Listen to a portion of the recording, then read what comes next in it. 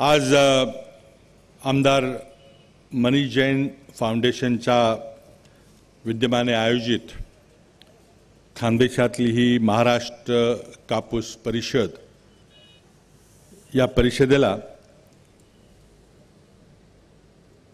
आज महाराष्ट्र प्रदेश काँग्रेस कमिटीचे अध्यक्ष सन्माननीय माणिकरावजी ठाकरे हे अध्यक्ष म्हणून लाभलेले आहेत। त्याचबरोबर आपलं मार्गदर्शन करण्याकरता कृषी मंत्री श्री राधाकृष्णजी विखे पाटील आलेले आहेत आणि कापसाशी ज्याचा थेट संबंध आहे ते वस्त्रोद्योग खात्याचे मंत्री नामदार नसीम खानजी देखील या ठिकाणी आलेले आहेत।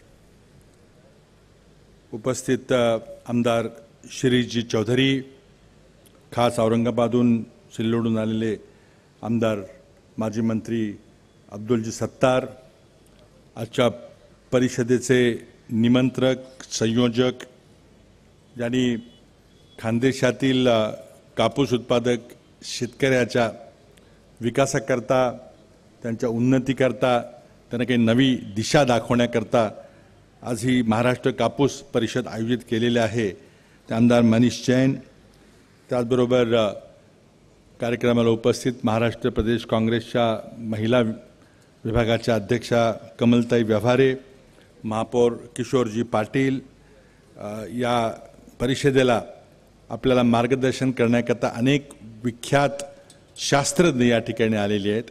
त्यापैकी कृषी शास्त्रज्ञ doctor my, doctor Waghmare, doctor Nandeshwar, doctor Singhal, doctor Raju, doctor Rokade, doctor Meshram, जिल्हा काँग्रेस कमिटीचे अध्यक्ष उदयजी पाटील, शहर काँग्रेसचे अध्यक्ष सलीमभाई पटेल, सन्माननीय श्री संजयजी गरुड, धुळ्याहून खास या कार्यक्रमाला आलेले सन्माननीय श्याम सनेर, नंदुरबारहून आलेले चंद्रकांतजी रघुवंशी, आपले ॲडव्होकेट ललिताताई पाटील, ज्योत्स्नाताई विस्पुते, प्रगतिशील शेतकरी डॉक्टर अशोक पाटील, जुबाव पाटील, श्री रुपनवार, पक्षाच्या विविध समित्यांचे पदाधिकारी आणि या महाराष्ट्र कापूस परिषदेकरता संबंध जळगाव जिल्ह्यातून आणि खानदेशातून कापूस उत्पादक प्रदेशातून आलेले शेतकरी बंधू भगिनी आणि युवक मित्रांनो, सुरुवातीलाच मी आज एक अत्यंत उपयुक्त आणि शेतकऱ्यांचं जीवन बदलणारा, त्यांच्या जीवनामध्ये क्रांती आणणारा कार्यक्रम म्हणजे आज ही कापूस परिषद आयोजित केल्याबद्दल मी आमदार मनीष जैन यांचं मनपूर्वक अभिनंदन करतो। आज खानदेशाचा आणि विशेषतः जळगाव जिल्ह्याचा कापूस उत्पादनामध्ये प्रथम क्रमांक आलेला आहे, पण तरीही महाराष्ट्राचं उत्पादन काही फार समाधानकारक नाही। जळगाव जिल्ह्याचं उत्पादन, एकरी उत्पादन हे महाराष्ट्राच्या उत्पादनाच्या कितीतरी पटीनं, कितीतरी पेक्षा जास्त आहे, पण ते अधिक जास्त केलं पाहिजे, गुजरातच्या बरोबर केलं पाहिजे, जागतिक सरासरी बरोबर आलं पाहिजे, म्हणून हा सगळा उपक्रम आज मनीष जैन यांनी या ठिकाणी आरंभलेला आहे। त्याचबरोबर या मेळाव्याचा औचित्य साधून आमदार मनीष जैन यांनी काँग्रेस पक्षाचे सहभागी सदस्य होण्याची विनंती केली आणि प्रांताध्यक्ष यांनी ती त्वरित मान्य केली आणि म्हणून मी काँग्रेस पक्षाचे सहयोगी सभासद म्हणून आमदार मनीष जैन यांचं मनपूर्वक स्वागत करतो आणि त्यांच्या या राजकीय मुख्य प्रवाहामध्ये आल्यामुळं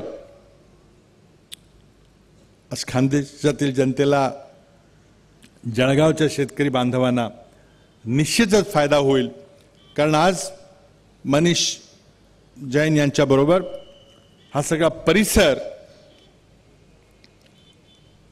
राजकीय मुख्य प्रवाहामध्ये आलेला आहे आणि मुख्य प्रवाहामध्ये आल्यामुळं त्याचे जे फायदे शेतकऱ्यांना तळागाळापर्यंत पोहोचणार आहे ते महत्त्वाचे आहेत।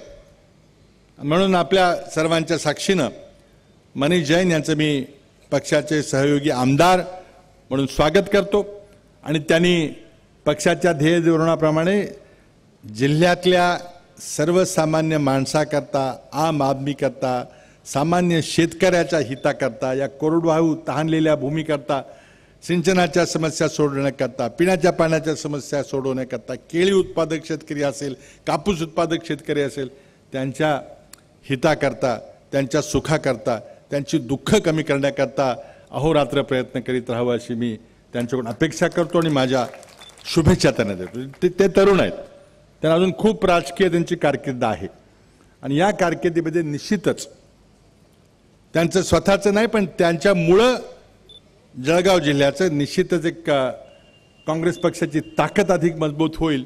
आणि महत्त्वाची गोष्ट म्हणजे त्यांचे सर्व अनुयायी कार्यकर्ते हे राजकीय मुख्य प्रवाहात आलेली आहेत, ही महत्त्वाची गोष्ट आहे. आणि म्हणून आजचा दिवस हा एक विशेष दिवस आहे असं मी म्हणतो. आज कापसाच्या बद्दल आपण या ठिकाणी परिषद घेतलेली आहे. आज कापसाचं जर सगळ्यात मला जी चिंता आहे ती त्या सगळ्या कापसाबद्दल दोन चिंता मला वाटतात. एक तर राज्यामध्ये जेमतेम 18% सिंचन व्यवस्था आहे. कायमस्वरूपी बागायत क्षेत्र हे एकूण लागवडीखाली असणाऱ्या क्षेत्राच्या जेमतेम 18% आहे. आपण उत्तरेतली राज्य पाहिली तर पंजाबमध्ये 98% अस्वाचे चिंतन आहे. गंगेच्या आणि यमुनेच्या खोऱ्यामध्ये उत्तर प्रदेश, हरियाणा, बिहार पाहिलं तर 60, 70, 80% इथं काही न करता गंगा यमुनेच्या खोऱ्यामध्ये तर शेतकरी सुजलाम सुफलाम आहे. पण महाराष्ट्रात मध्ये मात्र कष्ट केल्याशिवाय शेतकऱ्याला तोंडात दोन घास पडत नाहीत. सुख समाधान आणि समृद्धी तर दूरच राहिली. आणि त्यामध्ये मग जो 80-82% राज्यातली जमीन जो कोरडवाहू जमीन आहे ती सर्वच्या सर्व जमीन त्या भागातले सर्वच्या सर्व कोरडवाहू शेतकरी हे पावसाच्या लहरी पडावर आधारित आहेत. गेल्या 2 वर्षामध्ये जिल्ह्यातल्या राज्यातल्या जवळ 15-16 जिल्ह्यामध्ये पाऊस कमी पडलेला आहे. यावर्षी कमी पडलाय, गेल्या वर्षी कमी पडला होता. काही तालुक्यात तर त्याच्यापेक्षा मागच्या 3 वर्षापासून पाऊस कमी पडलेला आहे. जवळजवळ सर्व जलाशय सुकलेली आहेत. जायकवाडीसारखं मोठं धरण ज्यामुळं मराठवाड्याला आपण एक आशेचा किरण निर्माण करून दिला होता, आज कोरडं पडले. तिथं 0% जिवंत साठा शिल्लक राहिलेला, आता मृत साठ्यावरून पाणी उपसायचं चाललेलं आहे. दक्षिणेकडचा उजनी जलाशय असेल, सोलापूर जिल्ह्याला पाणी देणारा उजनी जलाशय आज कोरडा पडलेला आहे. त्या जलाशयावरच्या अनेक पिण्याच्या पाणी पुरवठा योजना, सिंचन योजना म्हणजे चिंता निर्माण व्यक्त झाली आहे. आणि जळगाव जिल्ह्यामध्ये किमान 7 तालुके तरी दुष्काळग्रस्त आहेत. आज कदाचित महाराष्ट्रातल्या इतर जिल्ह्यामध्ये जिथं मोठ्या प्रमाणात जनावरांच्या छावण्या आहेत, मोठ्या प्रमाणात टँकर चालू आहेत, रोजगार हमीची कामं चालू आहेत, कमी जास्त प्रमाणामध्ये तीच परिस्थिती जळगावमध्ये आहे. आज या दुष्काळाला सामना करण्याकरता शासनानं संपूर्ण ताकदीनिशी संपूर्ण आपल्याली जी आर्थिक क्षमता पणाला लावलेली आहे. आणि मागेल त्याला टँकर, मागेल त्याच्या जनावरांच्या छावण्या, मागेल त्याच्या हाताला रोजगार हमीचं काम हे तर आम्ही दिलेलंच आहे. आज टँकरनं पाणी आणलं तर ते विहिरीत न ओतता ते सिंटेक्सच्या टाक्यामध्ये ठेवलं पाहिजे. म्हणून प्रत्येक टँकरग्रस्त गावांना ठिकठिकाणी जनावरांच्या छावण्यामध्ये आम्ही सिमेंटच्या टाक्या द्यायचा प्रयत्न करतोय. आज मोठ्या प्रमाणात खाजगी क्षेत्रानं, मोठ्या मोठ्या औद्योगिक घराण्यांनी मुख्यमंत्री सहाय्य निधीमध्ये आज मदतीचा ओघ चालू केलेला. आत्ताच संजय गरुड त्यांच्या सहकार्याने 4-4.5 लाखाचा निधी मला या ठिकाणी दिला, त्यांचे मी धन्यवाद व्यक्त करतो.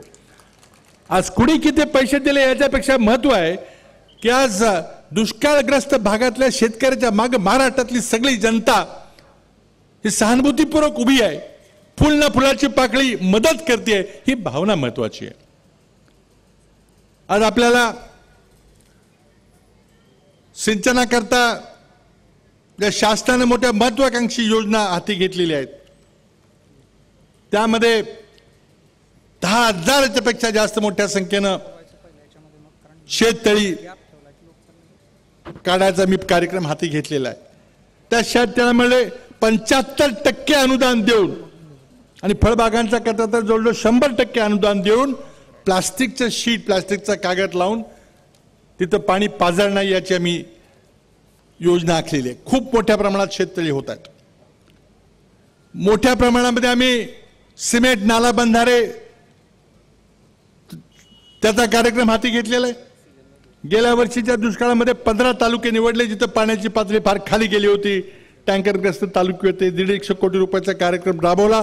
त्या 150 कोटीमधून जवळजवळ 1600 बंधारे तयार झालेले आहेत। पण नुसते सिमेंट बंधारे बांधून चालणार नाही। शिरपूर पॅटर्न प्रमाणे त्या मागची ओढ्यातली जमीन असेल ती खोलीकरण सरळीकरण रुंदीकरण ही देखील करणं तितकंच आहे। मोठा जलाशय तिथं तयार केला आणि मग पाऊस पडला की त्या ठिकाणी कित्येक कोटी लिटर पाणी जमा होतंय आणि साखळी बंधारे बांधले तर त्या सबंध पाण्याचा शेतीकरता उपयोग होतोय। पिण्याच्या पाण्याची टंचाई तिथे कधी भासणार नाही असंही अतिशय महत्वाकांक्षी कार्यक्रम आम्ही हाती घेतलेला आहे। मी पंतप्रधानांना विनंती केलेली आहे की ज्याप्रमाणे विदर्भ इंटेन्सिव्ह इरिगेशन प्रोजेक्ट हे विदर्भाच्या 8 जिल्ह्याकरता घेतलेले 5 वर्षांमध्ये 3,500 कोटी रुपये केंद्र सरकार या ठिकाणी जे देणार आहे तशा प्रकारे खानदेशच्या 3 जिल्ह्याकरता एक खानदेश इंटेन्सिव्ह पॅकेज त्या अनुषंगाने त्या प्रमाणामध्ये मंजूर करावं। RRRचा कार्यक्रम आहे। जुने पाझर तलाव आपल्याला रिपेअर करायचे। 72च्या दुष्काळामध्ये हजारो पाझर तलाव आपण केले होते पण त्याचं त्यावेळचं डिझाईन हे काम हाताला काम देण्याकरता प्राधान्य दिल्यामुळे इतकं पक्कं मजबूत काम झालेलं नाही। त्या पाझर तलावामध्ये पाणी टिकत नाही म्हणून त्या पाझर तलावांचं मजबूतीकरण बळकटीकरण करून पुन्हा पाया खोदून त्यामध्ये काळी माती भरून तिथं पाझर होणार नाही पायातून याकरता मोठा महत्वाकांक्षी कार्यक्रम आम्ही राबवलेला आहे। आणि तो कार्यक्रम संबंध कोरडवाहू भागामध्ये राबवला जाणार आहे। ते मग सिमेंट नाला बंधारे असतील RRRचा कार्यक्रम असेल शेततळ्यांचा कार्यक्रम असेल प्लास्टिक शीट देण्याचा अनुदानाचा प्रॉब्लेम असेल किंवा ठिबकचा कार्यक्रम असेल आणि मोठ्या प्रमाणात केळीचं पीक असेल कापसाचं पीक असेल आज ठिबकचा वापर व्हायला लागलेला आहे।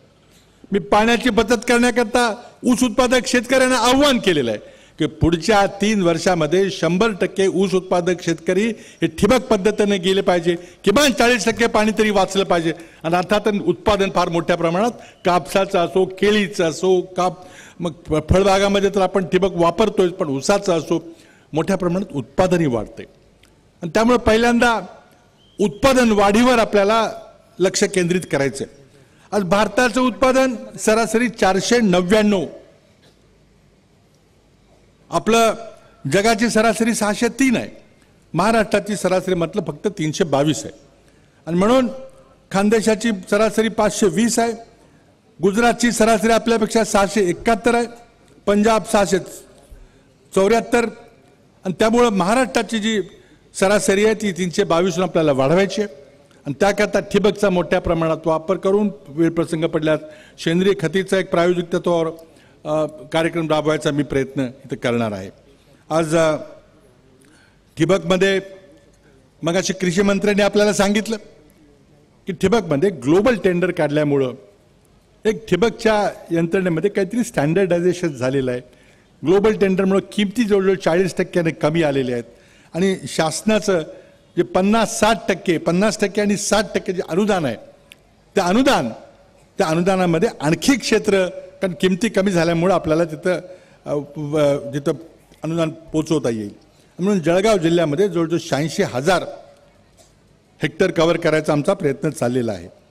आज आपलं कापसाचं क्षेत्र वाढतंय। 31 लाख हेक्टर होतो 2000 साली आज ते 41-41.5 लाखापर्यंत गेले। क्षेत्र वाढतंय। उत्पादन देखील 18 लाख गाठीतून वाढत जाऊन 74 लाख गाठी झाले आणि जवळजवळ 95% कापूस हा बीटी कापूस आपण आता त्या ठिकाणी वापरायला लागलेला आहे। उत्पादन वाढतंय पण यील्ड वाढलं पाहिजे, उतारा वाढला पाहिजे, तरच खऱ्या अर्थानं शेतकऱ्याला 4 पैसे जास्त मिळतील. त्याचं जरी कोरडवाहू भागातला शेतकरी असला तरी पाण्याचं योग्य ते व्यवस्थापन करून त्याला कुठंतरी पुढं एक सुखानं समाधानानं जगता येईल अशा पद्धतीनं शासनाचे प्रयत्न चाललेले आहेत. आज निर्यातीबद्दलचा प्रश्न होता. पूर्वी 2001 साली कापूस हा OGL म्हणजे ओपन जनरल लायसन्सवर होता. मध्यंतरी 2009 मध्ये सरकारनं पॉलिसी बदलली आणि निर्यातीवर बंदी आणली आणि एकदम लगेच भाव कोसळले आपल्याला माहिती आहे. मी स्वतः पंतप्रधानांना अनेक वेळा जाऊन भेटलो आणि सांगितलं की ज्याप्रमाणे आयातीवर आपली कुठली निर्बंध बंदी नाही आहे त्याप्रमाणे शेतकऱ्याच्या कुठल्याही मालावर, मग तो कापूस असो, साखर असो, कांदा असो, त्यामध्ये कुठल्याही प्रकारचा निर्बंध ठेवता कामा नये. केंद्र सरकार आता निर्णय घेतलेला आहे की आता शेतकऱ्याच्या मालाच्या निर्यातीवर कुठलाही निर्बंध असणार नाही, बंदी असणार नाही. त्यामुळं आज जवळजवळ 80 लाख काठी यावेळेला निर्यात होतील आणि मग दर हे स्थिरावतील. दर आज जवळजवळ 109 कापूस खरेदी केंद्र आज आपण सुरू केलेली आहेत. खताच्या बाबतीमध्ये देखील बांधावर खत देण्याचे कृषी मंत्र्यांचे प्रयत्न चाललेले आहेत. आणि त्यामुळं आज तंत्रज्ञान आणायचा आमचा प्रयत्न चाललेला आहे. एका बाजूला सिंचनाची व्यवस्था करणं, कोरडवाहू भागामध्ये बंधारे असतील, शेततळी असतील, ठिबक असेल याचा प्रयत्न करणं, पण त्याचबरोबर शास्त्रोक्त ज्ञान शेतकऱ्याला मिळालं पाहिजे, तंत्रज्ञान शेतकऱ्यापर्यंत सहजरित्या पोहोचलं पाहिजे. म्हणून टेलिफोन खात्याच्या विद्यमाने, टेलिफोन खात्याच्या सहकार्यानं आम्ही मोबाईल फोनवर क्लोज युजर ग्रुप म्हणजे कापसाची शेती करणाऱ्या सर्वच्या सर्व शेतकऱ्यांना, अगदी कृषी विद्यापीठ असेल, तिथले तज्ज्ञ सायंटिस्ट असतील, प्रगत शेतकरी असतील, सगळ्यांशी अतिशय कमी दरामध्ये एकमेकांशी संभाषण करता यावं. एखादी काही माहिती जर कृषी विद्यापीठाला द्यायची असली तर SMS माध्यमातून सगळ्या या क्लोज युजर ग्रुपमधल्या जो ठराविक कापूस उत्पादक शेतकऱ्यांचा जो ग्रुप आहे, टेलिफोन वापरणाऱ्यांचा जो संघ आहे, त्या संघामध्ये एका क्षणार्धात कृषी विद्यापीठातून असेल, शासनाच्याकडून असेल, एखादी योजना असेल त्याची SMS द्वारे माहिती ताबडतोब पुरवण्यात यावी. अशा प्रकारे टेलिफोन तंत्रज्ञानाचा वापर देखील मोठ्या प्रमाणात कृषी खात्याच्या माध्यमातून होतोय. आज मी मगाशी सांगितलं की सेंद्रिय कृषी शेती करण्याचा एक प्रयोग आम्ही या ठिकाणी राज्यभर राबवायचा प्रयत्न करतोय. त्याबद्दल आम्ही काही धोरणात्मक निर्णय काही दिवसापूर्वी घेतलेले आहेत. त्याचबरोबर राज्यामध्ये कोरडवाहू शेती अभियान राबवायचा आम्ही प्रयत्न करतोय. मध्यंतरी मोठ्या प्रमाणात दुष्काळ पडल्यामुळे तो कार्यक्रम जरा थोडासा मागं पडलेला आहे, पण आम्हाला तो कार्यक्रम राबवायचा आहे. कारण शेवटी महाराष्ट्राला दुष्काळ मुक्त करायचं आहे. महाराष्ट्राच्या शेतकऱ्याचं जीवनमान जरी 80% शेतकरी कोरडवाहू भागात असला तरी त्याला 4 पैसे जास्त मिळावे, त्याचं जीवन सुखाचं व्हावं, याकरता आमचं कोरडवाहू शेती अभियानचे आम्ही प्रयत्न चालवले आहेत. त्यामध्ये तंत्रज्ञानाचा समावेश, पाण्याचा शास्त्रीय वापराचा समावेश, पाणी कसं टिकेल वर्षभर याकरता प्रयत्न आमचे सगळे चाललेले आहेत. हवामानाच्या लहरीपणामुळे शेतीवर काय अनिष्ट परिणाम होतो आपल्या सर्वांना माहिती आहे. राज्यातल्या प्रत्येक तालुक्यातल्या प्रत्येक सर्कलमध्ये, राज्यामध्ये जवळजवळ 2100 सर्कल आहेत, त्या प्रत्येक सर्कलमध्ये ऑटोमॅटिक वेदर सेंटर म्हणजे स्वचालित असं हवामान मापन यंत्र आम्ही लावायचा केंद्र सरकार आणि राज्य सरकारच्या माध्यमातून प्रयत्न करतोय. त्यामध्ये 6 घटक: किती पाऊस पडला, उष्णतामान किती आहे, हवा कुठल्या दिशेने किती वेगाने चाललेली आहे, ह्युमिडिटी किती आहे, हे सगळे हवामानाचे जे 5-6 निकष असतात ते या ऑटोमॅटिक वेदर सेंटरमध्ये स्वचलित अशा हवामान मापन केंद्रामधून ते ताबडतोब उपग्रहाच्या माध्यमातून क्षणार्धामध्ये केंद्रीय हवामान खात्याकडे ते पोचतील. पुण्याच्या हवामान खात्याचं केंद्र संशोधन केंद्र, त्या पुण्याच्या संशोधन केंद्रामध्ये एका क्षणार्धामध्ये उपग्रहाच्या माध्यमातून आज जळगावला कुठल्या सर्कलमध्ये कुठं आहे, आज अंमळनेरला सर्कलमध्ये किती पाऊस पडला, किती हवामान आहे, किती ह्युमिडिटी, सगळं उपग्रहाच्या माध्यमातून केंद्र एका ठिकाणी आम्ही केंद्रित करणार. मी हवामान खात्याचा आणि विज्ञान तंत्रज्ञान खात्याचा दिल्लीमध्ये 2 वर्ष मंत्री होतो. अतिशय महत्त्वाकांक्षी कार्यक्रम आम्ही तिथं राबला होता. महासंगणकाचं जाळं, नेटवर्कचं जाळं, ऑटोमॅटिक वेदर सेंटरचं जाळं कशा करता आम्ही केलं. आज आपल्याला अचूकपणे हवामानाचं भविष्य करता आलं पाहिजे, प्रिडिक्शन करता आलं पाहिजे. कधी पाऊस पडेल, कधी पावसाला सुरुवात होईल, किती दिवस पडेल, किती दिवस पडणार नाही, किती टक्के पाऊस पडेल, दुष्काळ असेल का, अतिवृष्टी होईल, एखादं वादळ येईल का, त्या वादळ येईल का नाही, त्याकरता आम्ही डॉपलर वेदर रडार हे नागपूरला आणि मुंबईला लावलेले आहेत. 500 किलोमीटरमधल्या क्षेत्रामध्ये काही एखादं चक्रीवादळ येणार असेल तर त्याची माहिती आज आमच्यापर्यंत येईल आणि लगेच शेतकऱ्यापर्यंत आम्ही पोहोचवायचा प्रयत्न करू. एका बाजूला मोठ्या प्रमाणात शेतीमध्ये आधुनिक तंत्रज्ञानाचा वापर चाललेला आहे. मी मगाशी सांगितलं की जवळजवळ 95% शेतकरी आज बीटी बियाणं कापसाकरता वापरतोय. त्या बीटी बियाण्याचं संशोधन एका अमेरिकन कंपनीने केलं होतं. अमेरिकन कंपनीनं त्यांनी जी बौद्धिक संपदा ते बियाणं निर्माण करण्यामध्ये जी निर्माण केली होती, मॉन्सॉन्टो नावाच्या कंपनीनं त्यानं ती विकत दिली. विकत दिल्यामुळं बीटी बियाण्याकरता आपल्याला थोडे जास्त पैसे द्यावे लागतात आणि आता बऱ्याच जणांनी वेगळ्या पद्धतीनं बीटी बियाणं तयार करायला सुरुवात केलेली आहे. आज बियाणं सगळ्यांना पोचतंय, पण त्याचं स्टँडर्डायझेशन करणं खूप महत्त्वाचं आहे. आणि काही ठिकाणी बियाणं विक्री करणाऱ्या कंपन्या पण त्यांची स्वतःची संशोधनाची R&D करायची काही क्षमता नाही आहे. मी कृषी मंत्र्यांना मी सांगणार आहे की ठीक आहे, मोठ्या प्रमाणात बियाणं विक्री करायला, बियाणं निर्माण करणाऱ्या कंपन्या महाराष्ट्रात पुढे येतोय, चांगली गोष्ट आहे. पण जे प्लांट बिल्डर्स आहेत, नवीन बियाणं संशोधन करणाऱ्या ज्या कंपन्या आहेत, त्यांची एक संघटना केली पाहिजे आणि त्यांना सांगितलं पाहिजे की तुम्ही स्वतःचं संशोधन केलं पाहिजे. कोणी कुठलं तरी काहीतरी बियाणं आणून हळूच काहीतरी त्याची कॉपी करून करायला जाल तर ते बौद्धिक संपदेचा तो उल्लंघन सुद्धा होईल त्या कायद्याचा. परंतु संशोधन करण्याची आणि शेतकऱ्यापर्यंत ते संशोधन पोचवायची ही यंत्रणा आपल्याला उभी करावी लागेल. चांगली बियाणं, पाण्याचा योग्य तो वापर, हवामान खात्याकडून पावसाचं पाण्याचं अनुमान करणारी अचूक व्यवस्था, टेलिफोनच्या साध्यातून अति तंतोतंत माहिती. काही तुमचा एखादा प्रश्न असला तर तुम्ही लगेच तंत्राला तुमच्या त्या क्लोज युजर ग्रुपच्या फोनवरून विचारू शकता. असं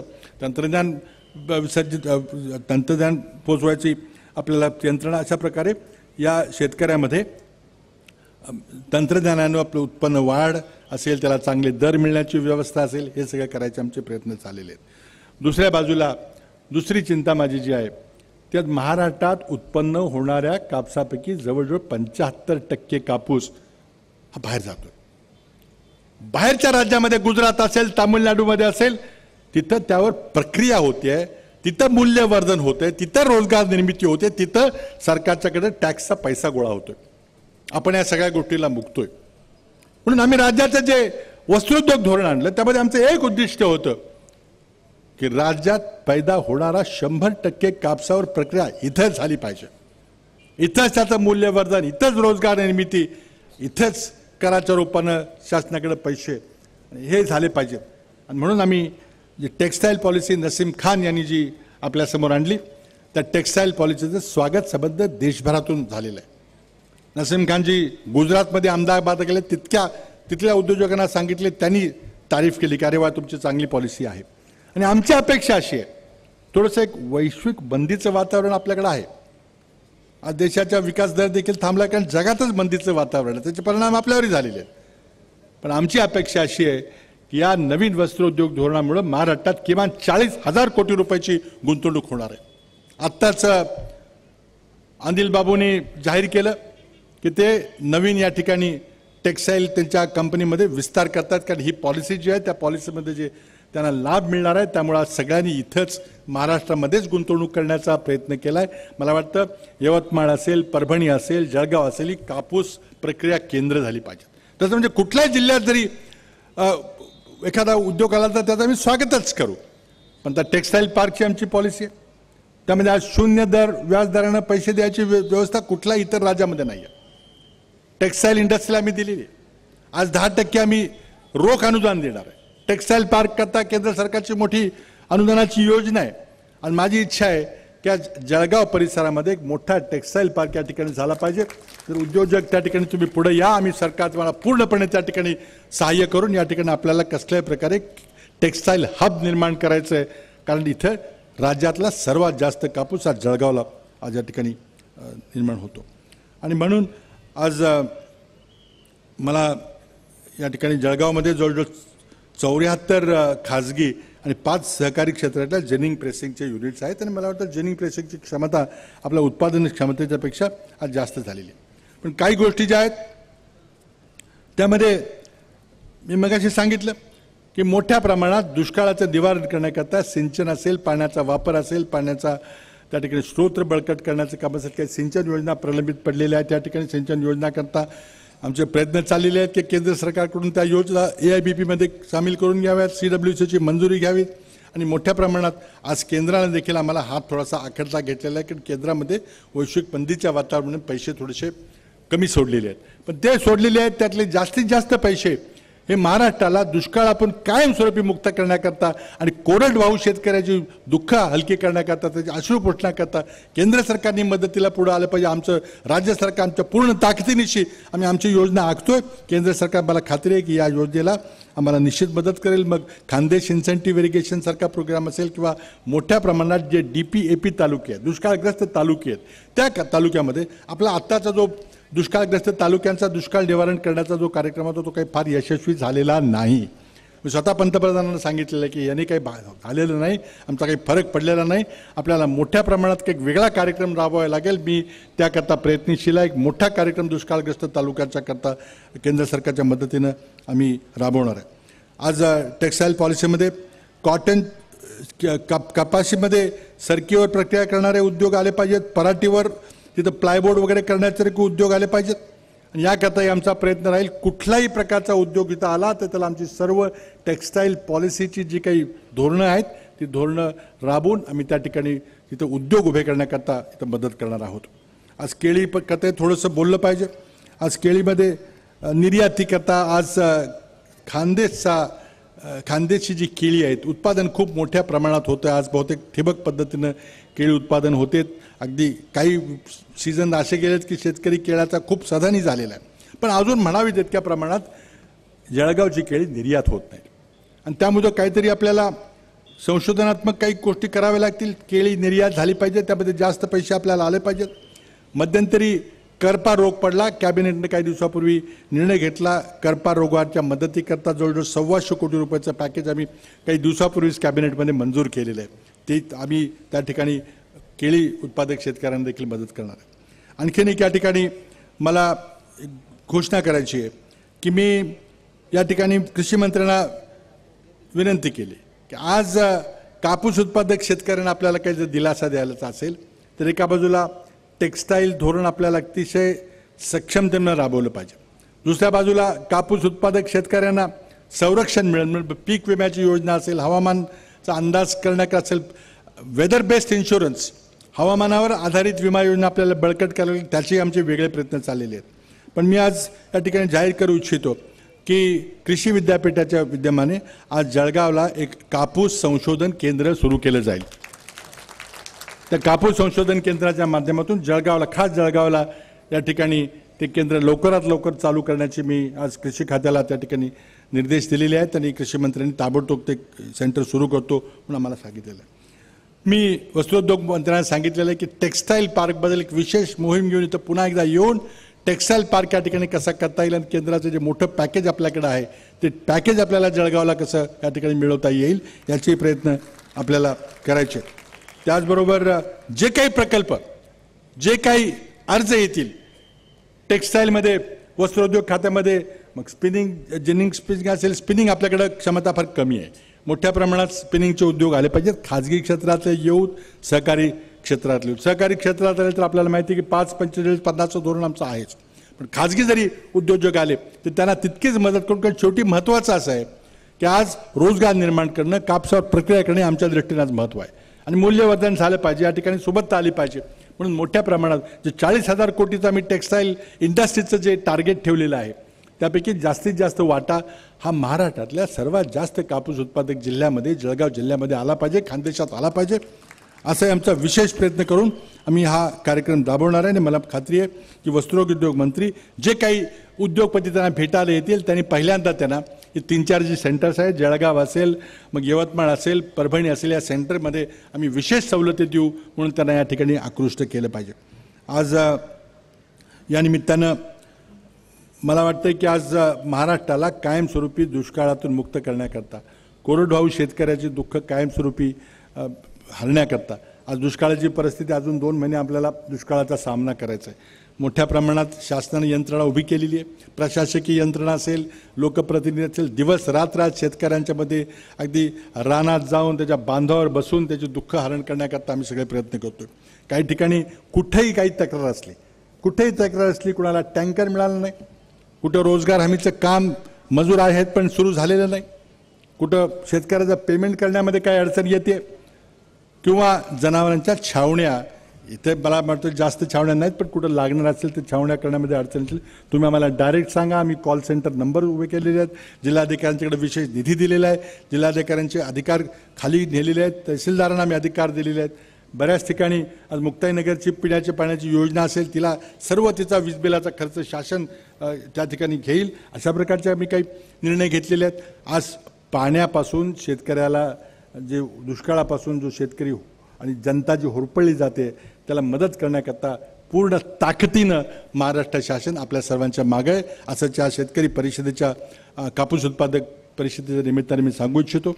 आज आमचा विशेष फोकस, विशेष लक्ष जे आहे ते वस्त्रोद्योग, कापूस उत्पादन आणि वस्त्रोद्योग याकडे आहे. आणि त्याकरता आम्ही ज्या योजना आम्ही आखलेल्या आहेत त्या यशस्वीपणे राबवण्याकरता, संशोधनामध्ये वाढ करण्याकरता, पाण्याचा योग्य ते वापर होण्याकरता, आणि ज्या मोठ्या सिंचन प्रकल्प जे प्रलंबित आहेत ते सिंचन प्रकल्प हे कशा पद्धतीने जास्तीत जास्त पैसे देऊन ते प्रकल्प पूर्ण करायचे. काही प्रकल्प असे आहेत की 80% 90% पूर्ण झालेले आहेत, त्याला आधी त्या योजना पूर्ण केल्या पाहिजेत, त्यानंतर मग मोठ्या योजना आम्हाला करायच्यात. पण आज ताकदीनिशी, आणि आज आपल्या राज्यामध्ये एक विशिष्ट कायदा आहे, तो कायदा म्हणजे आपण प्रत्येक विभागाला जे पैसे येतात ते विदर्भ, मराठवाडा आणि उर्वरित महाराष्ट्र करता, उर्वरित महाराष्ट्रापैकी उत्तर महाराष्ट्र, पश्चिम महाराष्ट्र, कोकण प्रदेश यांच्याकरता एका विशिष्ट प्रमाणामध्ये राज्यपालांच्या निर्देशाप्रमाणे आपण ते खर्च करतो.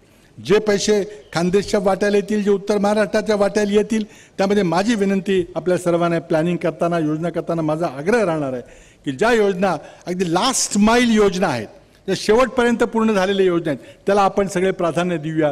म्हणजे त्या योजना पूर्ण होऊन शेतकऱ्यांच्या रानात पाणी येईल. आता ते पाणी आपल्याला अतिशय काळजीपूर्वक वापरावं लागेल, वाटून घ्यावं लागेल. आणि म्हणून आम्ही गेल्या काही दिवसापूर्वी पाण्याच्या वापराचे प्राधान्यक्रम आम्ही बदलला. पूर्वी राज्यामध्ये बरेच 20, 25, 30 वर्षापासून पाणी वापराचा जो प्राधान्यक्रम होता तो पहिल्यांदा पिण्याकरता, दुसऱ्यांदा उद्योगाकरता आणि तिसऱ्यांदा शेतीकरता होता. तो 2 वर्षापूर्वी कायदा बदलला, प्राधान्यक्रम बदलला. पहिल्यांदा पिण्याकरता, दुसऱ्या नंबरला शेतीकरता आणि मग उद्योगाचं पाणी तिसऱ्या क्रमांकाच्या करता ठेवलं. आपल्याला शेतकऱ्याच्या हिताचे आम्ही निश्चितपणे धोरणं आमच्या सरकारच्या माध्यमातून राबवणार आहोत. आणि मला विश्वास आहे की येत्या काही दिवसामध्ये आपल्याला राजकीय आव्हानांना पुढे जायचं आहे. पुढच्या वर्षी हे निवडणुकीचं वर्ष आहे. या वर्षामध्ये देखील आपल्या ठिकाणी काही जिल्हा परिषदेच्या, काही महानगरपालिकेच्या निवडणुका आहेत, पण प्रामुख्यानं आपल्याला लोकसभा आणि विधानसभेच्या निवडणुकीला पुढच्या वर्षी सामोरं जायचं आहे. राज्यामध्ये एकसंघ, एका विचाराचं सरकार असलं, मजबूत सरकार असलं तर देशाच्या प्रगतीला कोणी रोखू शकणार नाही. या देशाला महासत्ता चालायशिवाय कोणी रोखू शकणार नाही. पण जर छिन्न विछिन्न जनादेश आला, खंडित जर जनादेश आला, तुकडे तुकडे झाले, खिचडी सरकार करायची पाळी आली, तर मात्र या देशाचं भवितव्य जितकं उज्ज्वल व्हायला पाहिजे ते होणार नाही. म्हणून आज जबाबदारी आहे. आज या ठिकाणी काँग्रेस पक्षाचे काही कार्यकर्ते आहेत. आज मनीषने एक अतिशय महत्त्वाचा निर्णय घेतलेला आहे. काँग्रेस पक्षाचे सहभागी होण्याचा त्यांनी निर्णय घेतलेला आहे. मला वाटतं या निर्णयामुळं आणि काँग्रेस पक्षाचा जो निर्धार आहे त्यामुळं काँग्रेस पक्षाने जे धोरणं राबवलेली आहेत, इतर बरीच काही धोरणं राबवली, त्याबद्दल मी आपला वेळ घेणार नाही. मग ते आरोग्याचे असतील, शेतीचे असतील, महसूल खात्याचे असतील, नगरविकास खात्याचे असतील, अनेक धोरणं आम्ही लोकाभिमुखाची धोरणं आम्ही राबवलेली आहेत. एक पारदर्शक सरकार आणि लोकाभिमुख सरकार देण्याचा आमचा जो प्रयत्न चाललेला आहे त्याला मला खात्री आहे की या जळगाव जिल्ह्यातून शेतकरी बांधव, सामान्य नागरिक मोठ्या प्रमाणात प्रतिसाद देतील. आणि निश्चितपणे आज देशाला महाशक्ती करत असताना या खानदेशाचे देखील आपले प्रश्न मिटवू अशी या ठिकाणी अपेक्षा करतो. आणि आमच्या या प्रयत्नाला आपण सर्वांनी सहकार्य करावं. आणि मंत्री महोदयांनी अगदी लक्ष केंद्रित करून, कॉन्सन्ट्रेट करून, फोकस लक्ष करून या जळगावच्या परिस्थिती बदलण्याकरता मदत करावी अशी या ठिकाणी त्यांना निर्देश देतो, अपेक्षा करतो आणि आपली सर्वांची रजा घेतो. जय हिंद, जय महाराष्ट्र.